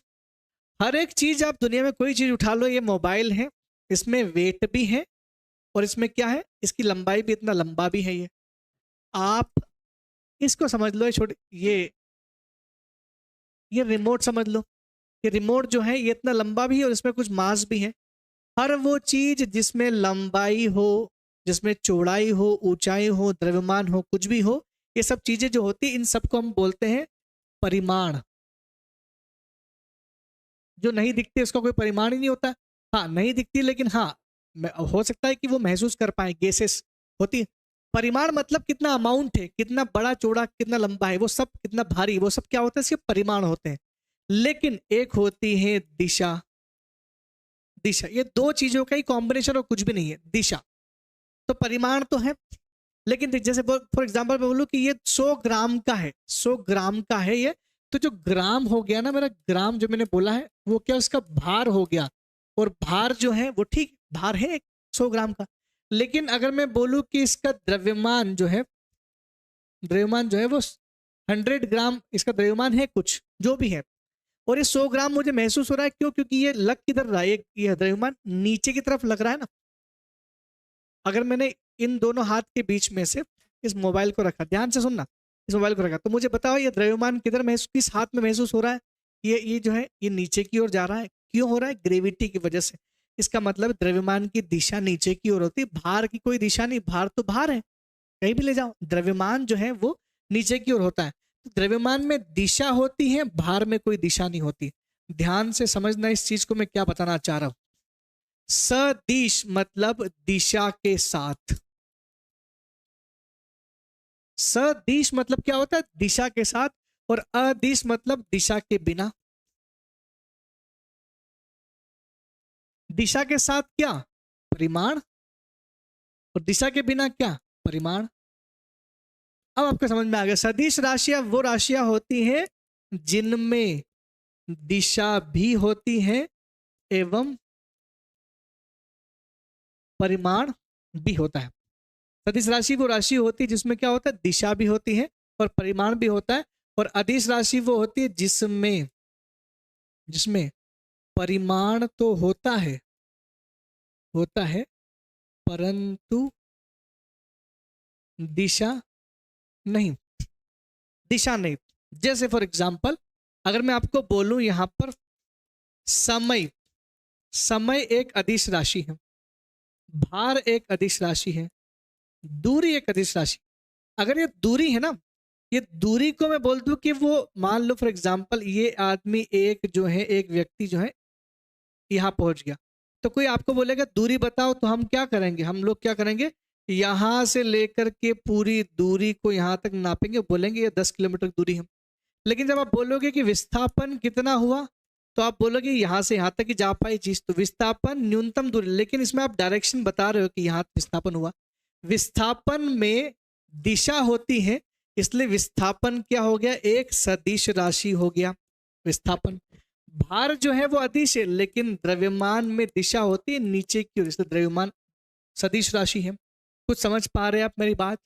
जिस भौतिक राशि में, जिस भौतिक राशि में अगर दूरी और ध्रुवी और दूरी दिशा भी हो और परिमाण भी हो, कितना बड़ा चौड़ा लंबा क्या है मापा जा सके जिसको, और दोनों हो तो अदिश राशि है, और अदिश राशि में दिशा नहीं होती, अदिश दिशा के बिना, सदिश दिशा के साथ। तो ये याद रखोगे कॉन्सेप्ट, तो कभी भूल नहीं पाओगे, ये तो समझ में आ गया। लेकिन अगर हम लोग बात करें, हमारे जो फॉर्मूले हमने किए ये, इसमें हम कैसे पता चलेंगे कि ये दिशा सदिश राशि है कि अदिश राशि है। जैसे आयतन होता है, आयतन होता तो है कि ठीक है इतना आयतन, लेकिन आयतन की कोई दिशा थोड़ी, किस दिशा में है आयतन। अगर इस बाल्टी का आयतन इतना है, तो आपसे कोई बदले बोलो किस दिशा में है, तो आप नहीं पता, कोई दिशा नहीं होती आयतन में। तो आयतन में जब दिशा नहीं होती, तो आयतन कैसी राशि होगी, अदिश राशि होगी। बहुत सिंपल सी बात। दूरी सदिश राशि होगी, द्रव्यमान दूरी जो है वो अदिश राशि होगी, द्रव्यमान सदिश राशि होगी। लेकिन समस्या कहाँ आती है फिर, हम तो बहुत इजीली सीख गए सदिश राशि अदिश राशि निकालना। समस्या आती है जब हमें निकालना होता है, जैसे इसको निकालना है कि वेग कैसी राशि है, सदिश राशि की अदिश राशि है। रट लिया तो बोल देंगे सदिश है, लेकिन सदिश राशि की अदिश राशि कैसे पता चलेगा भाई? विस्थापन जो है वो सदिश राशि है और समय जो है वो अदिश राशि है। तो एक अदिश है एक सदिश है, तो मैं सदिश कैसे बोल दिया? तो उसके लिए फॉर्मूला है, वो मैं आपको लिखा रहा हूं। अब वो भी समझ में आ गया तो बहुत अच्छी चीज है। आज की क्लास का हमारा जो मेन मोटिव है, मैं वो समझ जाऊंगा। देखिए रूल, ये रूल लिखना, फॉर सदिश एवं अदिश राशि। सदिश राशि और अदिश राशि के नियम, नियम नंबर 1। देखिए एक तो ध्यान रखना, सदिश राशि को हम लोग लिखते हैं वेक्टर क्वांटिटी, इसलिए सदिश राशि को हम लोग v से डिनोट करते हैं। और एक और चीज ध्यान रखना, सदिश राशि में क्या होती है, दिशा, इसलिए आपको हमेशा उसके ऊपर ऐसा एक सिंबल मिलेगा। एक होती है अदिश राशि, जिसको इंग्लिश में बोलते हैं scalar quantity, scalar scalar quantity, इसलिए इसको हम लोग एस से डिनोट करते हैं। इसमें दिशा नहीं होती, इसलिए दिशा नहीं दिखाते। ठीक है। जब कोई सदिश राशि का गुणा किसी सदिश राशि के साथ किया जाए, तो हमेशा आपको क्या, सदिश राशि का गुणा सदिश राशि से किया जाए तो हमेशा आपको क्या मिलेगी, सदिश राशि ही मिलेगी। ये नियम पहला, नियम नंबर 1 ध्यान रखना है इसका। जब किसी सदिश राशि का गुणा सदिश राशि से किया जाए, तो हमेशा आपको कौन सी राशि मिलेगी, सदिश राशि ही मिलेगी। दूसरा, लेकिन जब किसी सदिश राशि का डॉट प्रोडक्ट लगाया जाए, तो हमेशा आपको मिलेगी अदिश राशि। अभी तो फॉर्मूला लिखो, फिर मैं बताता हूं ये चीज क्या है। दो राशियों के बीच में, इसको बोलते हैं हम लोग क्रॉस प्रोडक्ट, क्रॉस गुणा, इसको बोलते हैं हम लोग डॉट गुणा। ठीक है। जब दो सदिश राशियों के बीच में डॉट प्रोडक्ट लगाया जाए, डॉट गुणा लगाया जाए, तो हमेशा आपको अदिश राशि ही मिलती है। नेक्स्ट, तीसरा, जब किसी सदिश राशि का गुणा अदिश राशि के साथ किया जाए, तो ये हमेशा सदिश राशि ही होगा। तीसरा, जब सदिश राशि ऊपर हो और अदिश राशि नीचे हो, तब भी आपकी राशि क्या आएगी, सदिश आएगी। चौथा, जब अदिश राशि नीचे हो, अदिश राशि ऊपर हो, S/V, तब आपका जो आंसर आएगा वो अदिश आना चाहिए। और बाकी बचा हुआ आखिरी ये है, चौथा हो गया। पांचवा जो है वो हो गया सदिश बटे सदिश इजिकल्स टू सदिश। छठा अदिश बटे अदिश इजिकल्स टू अदिश। ये अगर 6 फॉर्मूले आपने याद कर लिए तो आपका काम हो जाएगा। मैं इसको ब्लॉक में डाल देता हूं। ये हो गया ये, और ये हो गया आपके 2 फॉर्मूले। अगर इसको अच्छे से लिख लिया तो समझ में आ जाएगा कि कौन सी अदिश राशि है और कौन सी सदिश राशि है। ठीक है, मैं इन दोनों के बारे में बताऊंगा ये बाकी तो कोई कंफ्यूजन नहीं है। v इंटू एस, जैसे फॉर एग्जाम्पल अगर आपने लिख लिया तो मैं आपको बता दूं। फॉर एग्जाम्पल हम लोग ये 2 छोड़ दो ऊपर वाले, इनको अलग से समझाना है मुझे क्योंकि ये समझ में अभी नहीं आएंगे। फिलहाल हम बात कर लेते हैं इन दोनों के ऊपर। अगर सदिश राशि है, नीचे अदिश राशि है, तो क्या मिलेगा? सदिश। जैसे हमने बहुत सारे अभी एग्जाम्पल देखे हैं।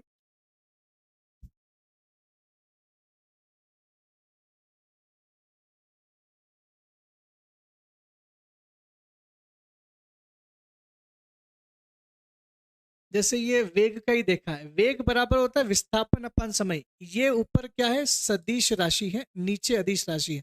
सदिश अगर ऊपर और नीचे अदिश हो तो हमारा आंसर क्या आएगा? सदिश राशि। इसका मतलब वेग क्या है? सदिश राशि। एक एक करके निकाल निकाल सकते हैं हम लोग, लेकिन एक एग्जाम्पल था जो मैंने आपको बताया। पहले ये फॉर्मूला कंप्लीट हो गया हो तो मैं आपको इसको समझाने की कोशिश करता हूँ क्या है। ये फॉर्मूला आपने लिख लिया। अब देखो मैं आगे बताता हूँ क्या चीज। मैं बताना चाह रहा हूँ क्रॉस प्रोडक्ट के बारे में। क्रॉस प्रोडक्ट, क्रॉस ढूंढना है। ध्यान से सुनना इसको, अगर ये समझ में आ गया तो अच्छी बात है। क्रॉस प्रोडक्ट क्या होता है? देखिए, जब 2 सदिश राशियों के बीच में क्रॉस प्रोडक्ट कब इस्तेमाल किया जाता है? जब राशियों की दिशा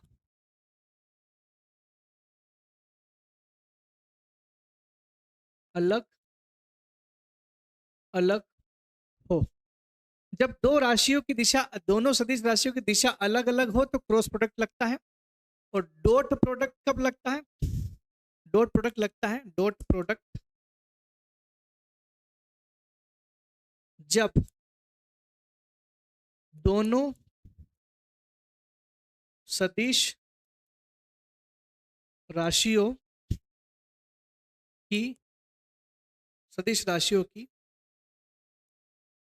दिशा एक समान हो। ठीक, समझना इसको, डायरेक्शन का खेल है। मैं आपको बता देता हूँ, एग्जाम्पल से बताता हूँ तो ज्यादा अच्छा समझ में आएगा। जैसे फॉर एग्जाम्पल एग्जाम्पल ले लेते हैं, force is equals to M into A. ठीक है, force is equals to M into A. अब देखो क्या होता है, द्रव्यमान जो है वो भी सदिश राशि है। द्रव्यमान जो है वो भी कैसी राशि? सदिश राशि है। ए फॉर, उसमें गुणा लगाएंगे या क्या लगाएंगे अभी समझ में आ जाएगा। एम और ए आता है उसमें। और त्वरण जो है वो भी एक सदिश राशि। ध्यान से सुनना, त्वरण भी सदिश राशि। क्यों? क्योंकि त्वरण बराबर क्या होता है? त्वरण बराबर होता है v अपॉन टी। और v क्या है? सदिश राशि है। एस ये क्या है? अदिश राशि है। तो v by S is equal to होता है v। ये हमने फॉर्मूले में अभी पढ़ा है ना, देखो मैंने समझाया अभी। अब v by S is equal to क्या होता है? v। और मैंने यहाँ पर क्या नोट डाउन करवाया? v by S is equal to v। क्योंकि वेग खुद एक सदिश राशि है। वेग क्यों सदिश राशि है? क्योंकि वेग बराबर होता है विस्थापन अपॉन समय। विस्थापन एक सदिश राशि है और टाइम एक अदिश राशि है। और सदिश राशि अपन अदिश राशि टू क्या होता है? सदिश राशि होता है। बात समझ में आ रही सब लोगों को? कॉम्प्लेक्स तो नहीं हो रहा है। इसीलिए अब ये निकालते हैं, फोर्स बल कैसी राशि है। ठीक है, मिटा दो इसको, इस वाले को मिटा रहा हूं मैं क्योंकि मैंने त्वरण निकाल के दिखाया अभी जस्ट। बल कैसी राशि है। अब मैं बता रहा हूं कि ये क्रॉस प्रोडक्ट कब इस्तेमाल करते हैं? जब क्या होता है, दोनों राशियों के बीच, दोनों सदिश राशियों के बीच दोनों राशियों की दिशा अलग अलग हो। अब आप खुद सोचिए, मास जो है, मास किधर लगता है? नीचे। किसी बल, किसी चीज को मैंने फेंका, मान लो किसी पत्थर को मैं फेंक रहा हूं बल लगा करके, तो वो दूर तक एक्सेलेरेट करके जाएगा, त्वरण होगा उसमें। लेकिन उस पत्थर का फिर भी मास कहाँ है? नीचे की तरफ लगेगा ना। तो मास नीचे है, लेकिन वो एक्सेलरेशन किधर कर रहा है? त्वरण उधर उधर जा रहा है। मास नीचे है, मास नीचे लग रहा है, मास नीचे लग रहा है लेकिन त्वरण कहाँ जा रहा है, इधर जा रहा है। दोनों की दिशा अलग अलग है। मैंने क्या बोला, जब दोनों राशियों की दिशा अलग अलग हो तो दोनों के बीच में कौन सा प्रोडक्ट लगेगा, कौन सा लगेगा, क्रॉस प्रोडक्ट।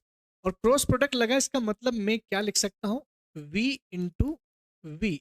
ये क्या होता है, v। इसीलिए हम क्या बोलते हैं, बल एक कैसी राशि है, सदिश राशि है। फॉर्मूला तो आपको पता ही है।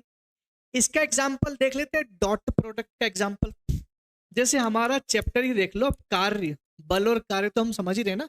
कार्य की बात कर ले, कार्य बराबर क्या होता है, कार्य बराबर होता है फोर्स इनटू डिस्प्लेसमेंट, मतलब बल गुणित विस्थापन।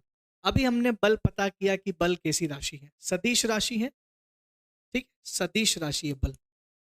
और विस्थापन कैसी राशि है, विस्थापन भी किसी राशि, सदिश। दो सदिश राशि की बात हो रही है, सदिश राशि। इसके बीच में क्रॉस प्रोडक्ट लगाऊंगा कि डॉट प्रोडक्ट लगाऊंगा, समस्या वो आ रही ना। एफ और डी तो है, लेकिन इसके बीच में कौन सा क्रॉस लगेगा कि डॉट अब आप खुद देखिए, कोई वस्तु है, ये वस्तु है, ठीक है, इसको मैं, इस वस्तु को यहां से यहां करना है, तो मैं क्या करूंगा, फोर्स इस साइड लगाऊंगा, तब भी तो ये वस्तु खिसक के यहां आएगी। तो वस्तु का विस्थापन की दिशा क्या आ गई, विस्थापन भी इस ओर हो रहा है, बल भी मैं इधर लगा रहा हूं। जब बल और विस्थापन की दिशा एक तरफ हो, जब जब दोनों सदिश राशि की दिशा एक समान हो, मतलब एक ही तरफ हो, तो हम कौन सा प्रोडक्ट इस्तेमाल करते हैं, डॉट प्रोडक्ट इस्तेमाल करते हैं। और दो सदिश के बीच में डॉट प्रोडक्ट का मतलब समझते हैं आप, दो सदिश के बीच में डॉट प्रोडक्ट का मतलब होता है वो अदिश होगा। इसका मतलब यह कार्य कैसी राशि है, कार्य अदिश राशि है। दोनों सदिश होने के बाद भी कार्य अदिश है। अब समझ लेना इस बात को, दो सदिश राशि के बीच में क्रॉस प्रोडक्ट कब होगा, जब उनकी दूरी क्रॉस ही हो, अलग अलग हो। और डॉट होगा मतलब एक दिशा में हो, तब वे लगेगा। बात आपको यहां समझ में आ गई होगी। अब हम लोग एग्जाम्पल देख लेते हैं, कौन सी राशि क्या है, थोड़ा सा वो भी देख लेते हैं, तब तक हमारा जो है ये मेन बेसिक ये भी खत्म खत्म हो जाएगा पूरा पूरा। जैसे फॉर एग्जाम्पल मैं आपसे पूछ लूं, त्वरण तो आपने अभी करके दिखा दे, त्वरण कैसी राशि है, त्वरण सदिश से अदिश से निकालना है। त्वरण से पहले तो वेग निकाल लेते हैं, वेग कैसी राशि अभी निकाल के दिखाया था, फिर मैं लिखा रहा हूं ताकि आप नोट डाउन कर ले। वेग बराबर होता है विस्थापन बटा समय।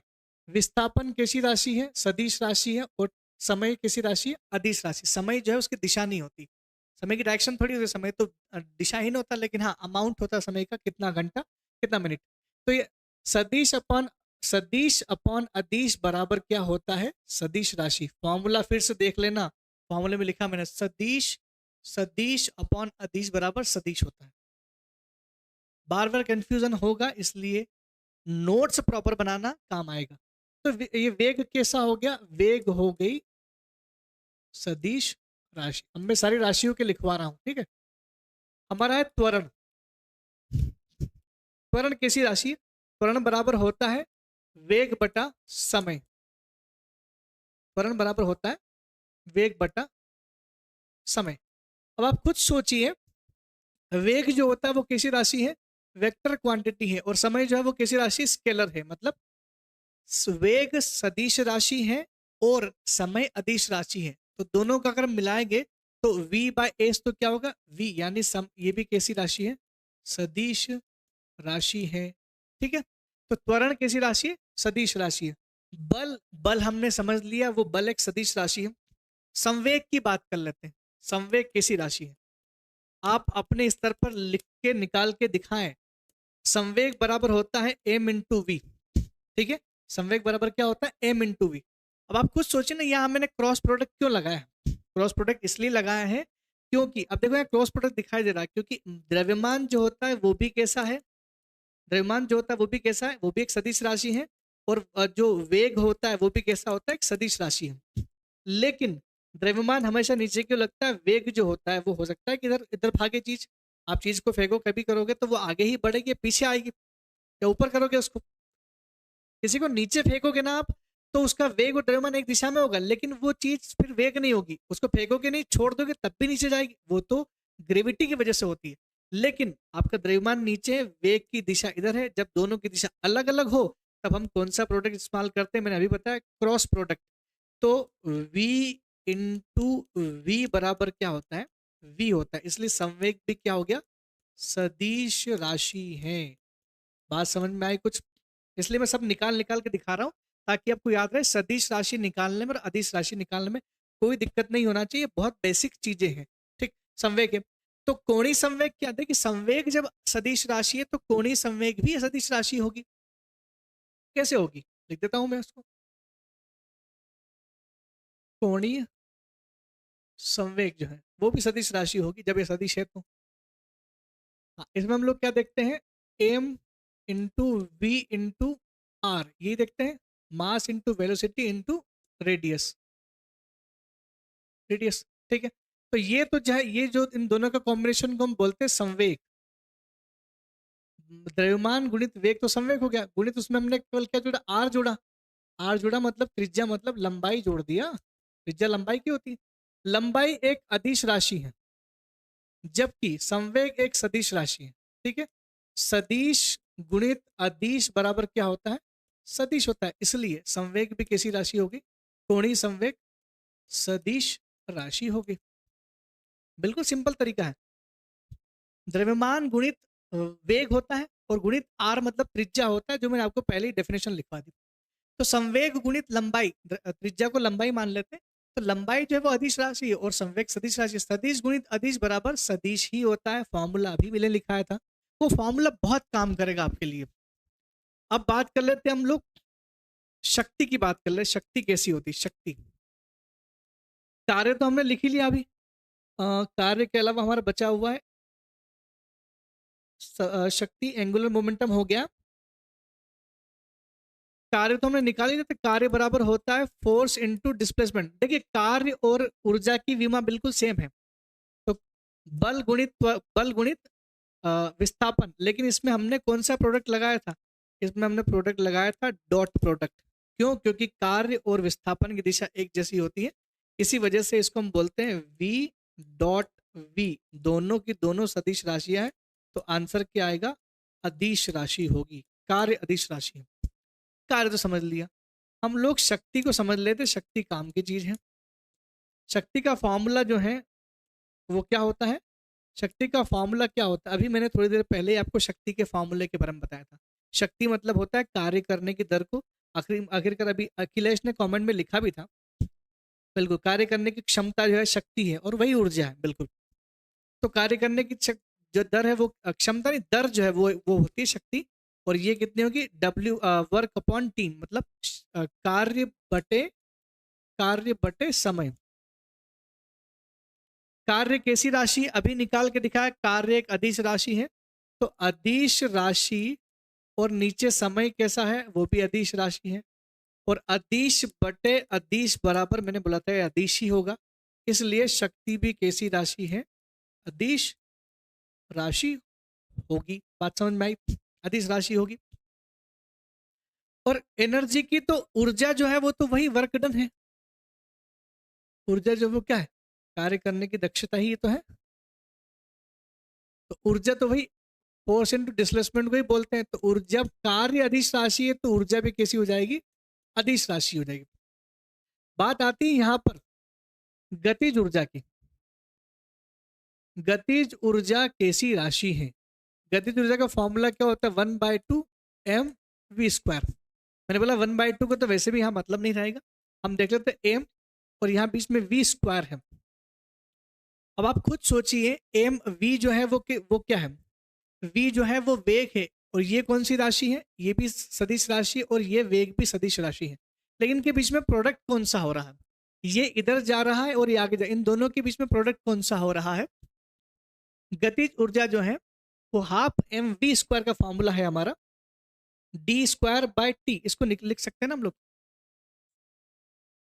इसको मैं क्या लिख सकता हूँ, d²/t लिख सकता हूँ, और d²/t लिखा है, ये t², d/t²।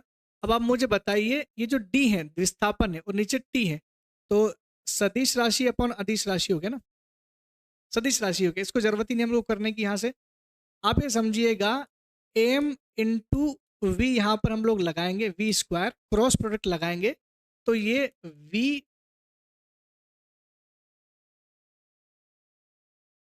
v into dot product ही लगेगा, दोनों की दिशा एक जैसी होती है। इसी वजह से हम लोग यहाँ पर क्या कर देंगे, mv², तो इसका जो बनेगा वो बनेगा, ये अदिश राशि है ना, दो सदिश राशि के बीच में डॉट प्रोडक्ट हो गया तो अदिश राशि है। अरे ऊर्जा को याद करने का तो एक आसान तरीका है, ऊर्जा जो है अगर वो अदिश राशि है तो किसी भी प्रकार की ऊर्जा अदिश राशि होगी। गतिज ऊर्जा उसको देख ले, स्थितिज ऊर्जा को देख लेते, वहां पर भी यही दिखेगा आपको। स्थितिज ऊर्जा को देखेंगे तो वहां पर भी आपको यही देखने को मिलेगा। स्थितिज ऊर्जा होती है mgh, ये तो फॉर्मूला आपको पता है। m किधर लग रहा है, नीचे, और g जो है, हाइट छोड़ दो आप, g जो है वो किस लगेगा, g जो लगेगा वो भी नीचे लगेगा। मतलब मास और त्वरण जो है दोनों एक दिशा में है, तब भी इनके बीच में प्रोडक्ट कौन सा हो जाएगा, डॉट प्रोडक्ट हो जाएगा। तो मास और जी के बीच में डॉट प्रोडक्ट होगा तो ये कैसी राशि हो जाएगी, ये एक अदिश राशि हो जाएगी, स्केलर। और हाइट अदिश राशि है तब भी अदिश राशि हो जाएगी। तो ये ऊर्जा भी कैसी है, अदिश। ट्रिक यही है, ऊर्जा किसी भी तरह की हो, अगर मेन ऊर्जा अदिश राशि तो उससे जुड़ी हुई सारी ऊर्जाएं जो है वो अदिश राशि भी हो, अदिश राशि ही होगी, ये समझिएगा आप। आपको क्या करना है, केवल और केवल ये याद रखना है जो मैंने यहाँ पर बनाया था, इससे ज्यादा कुछ याद रखने की जरूरत नहीं। सबसे इंपॉर्टेंट जो चीज इस चैप्टर में है वो ये है। तो यहाँ तक तो आपको समझ में आ गया था। इसके बाद हम बढ़ सकते हैं हमारे चैप्टर पर। चैप्टर का आधा पार्ट तो हमने वैसे ही खत्म कर लिया था। अब मैं आपको बता दूं कि ये अब हमको समझ में आ गया कि कार्य क्या होता है। कार्य बराबर हमने देख ही लिया था, वर्क इनटू डिस्प्लेसमेंट। बल बराबर बल गुणित विस्थापन को ही कार्य बोलते हैं। इसको लेकिन आपको मेंस में लिखना पड़ेगा शब्दों में, मेंस में शब्दों में लिखना पड़ेगा। तो आपको एक डायग्राम बना के लिखना पड़ेगा कि यदि किसी वस्तु पर इस दिशा में कार्य लगाया जाए तो वो वस्तु उस दिशा में विस्थापित हो जाती है। देखिए, भौतिकी में कार्य का होना तब माना जाता है जब किसी वस्तु पर कोई बल लगाने से वह वस्तु बल की दिशा में विस्थापित हो जाए। जब कोई वह वस्तु बल लगाने की दिशा में विस्थापित नहीं होगी तो कार्य का होना नहीं माना जाएगा। समझ में आ रही कुछ बात? यानी कार्य तब माना जाएगा जब किसी वस्तु पर क्या आरोपित हो, बल हो, और उसकी दिशा जो है वो वस्तु की दिशा में ही हो, तब जाकर के कार्य का होना माना जाता है। ठीक है। और वैसे भी हमने यहाँ पर लिखते तो फॉर्मूला है, लेकिन यहाँ पर प्रोडक्ट कौन सा लगा, डॉट। मैंने पहले ही बता दिया आपको, दोनों की दिशा सेम है। तो दूसरे शब्दों में, कोई बल लगाने से बल की दिशा में वस्तु का विस्थापन हो तो बल ने कार्य किया है। कोई बल लगाने से उसको खिसका दिया, विस्थापन हो तो बल ने क्या किया है, कार्य किया है। ये डिपेंड करता है कि बल कहाँ से लगा रहा है। हो सकता है कि मैं किसी वस्तु को ऐसे बल लगा रहा हूँ नीचे, ये जमीन पर रखी हुई चीज को अगर मैं ऐसे बल लगा रहा हूँ तो भी खत्म हो जाएगा। ठीक है, हाँ। तो ठीक है, आज की क्लास में हमने बेसिक पढ़ लिया है। और ये जो जो जो चीज बची हुई है, मतलब मुझे लगता है कि अब चैप्टर जो है कल से शुरू किया ज़्यादा बेहतर होगा, क्योंकि आपका समय भी हो गया है। और जो नेक्स्ट नेक्स्ट क्लास है वो भी आपकी रनिंग में रहेगी अभी। आप सब मुझे बस इतना बता दीजिए, आज जो हमने बेसिक चीज़ें पढ़ी हैं, क्या आपको ये आसानी से समझ में आई हैं? इस चीज़ को लेकर के कोई डाउट्स हैं? पहली बात तो आप सारा चीज़ जो मैंने लिखा है बोर्ड पे, वो सारी चीज़ें नोट्स बना करके दिखाएंगे मुझे, और प्रैक्टिस करेंगे घर पे, ताकि सदिश राशियों को लेकर के, अदिश राशि को लेकर के आपके मन में जो भ्रम है वो खत्म हो जाए। और साथ ही साथ ये विमा कैसे निकालते हैं मैंने आपको आपकी क्लास में पूरा सिखा दिया। कल की क्लास से मैं शुरुआत यहाँ से करूंगा, क्योंकि चूंकि समय हो चुका था, इस वजह से मैं इसको यहीं पर ड्रॉप कर रहा हूँ। आप बस मुझे कमेंट सेक्शन में सब लोग जल्दी से बताएं, जो 42 लोग आज जुड़ चुके हैं, क्या आपको फिजिक्स के जो बेसिक्स हैं आपको समझ में आए? बहुत सारे लोग पहले से पढ़े हुए, तो उनके तो और अच्छा है कि रिवीजन हो गया होगा। और आज की क्लास इसी के साथ मैं समाप्त करने वाला हूँ। मैं आपके बस कमेंट्स का वेट कर रहा हूँ, ताकि मैं उसे और आसान और आसान भाषा में एग्जाम्पल के साथ साथ पेश करूँ।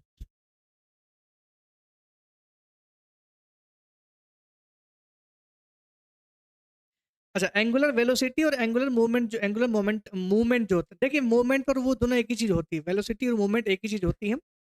अब देखिए आप क्या कर रहे हो, अगर किसी चीज को आपने एंगल बना के फेंक, एंगुलर बना के फेंक दिया, मूव कर रही है अगर वो नॉर्मल, तो वो वेलोसिटी में होगी, इसकी स्पीड होनी चाहिए। वेलोसिटी में हमेशा स्पीड होती है, और मूवमेंट जो होता है उसमें भी स्पीड होती है। बिल्कुल एक ही चीज है, कोई अलग चीज नहीं है, वो समझ सकते हो उसको। ठीक है विवेक जी, आपको समझ में आ गया होगा। बाकी और चीजें जैसे जैसे आती जाएगी। और ध्यान रहे, बहुत ज्यादा ये तो 11वीं के फिजिक्स के चैप्टर 2 में भी है। देखिए अनुराग चतुर्वेदी जी, ये 11वीं के में इसमें भी है, लेकिन हमारे इसमें बहुत ज़्यादा हेवी नहीं फिजिक्स दिया है, बिल्कुल सिंपल दिया है। मेंस के क्वेश्चंस प्रीवियस ईयर के देख लोगे तो आपको अपने आप अनुभव हो जाएगा कि बहुत ज़्यादा डिटेल्ड में ये लोग पूछते नहीं हैं। क्यों? क्योंकि 10th लेवल का इसमें आता है, लेकिन फिर भी हम चीज़ों को समझने की कोशिश करते हैं और बेसिक क्लियर किया तो आगे की चीज़ें मुझे लगता है आपको आसानी से समझ में आएगी। और आपको लिखना सब चीज़ें ज़्यादातर शब्दों में ही और कुछ डायग्राम्स बनाने हैं, तो ज़्यादा ध्यान हम लोग शब्दों पे दें, हर चीज़ को कैसे लिखना है। चलिए आज की क्लास समाप्त करते हैं इसी के साथ, कल फिर से मिलते हैं फिजिक्स में आगे इस चैप्टर को आगे बढ़ाते हैं। तब तक के लिए दोस्तों धन्यवाद, थैंक यू वेरी मच।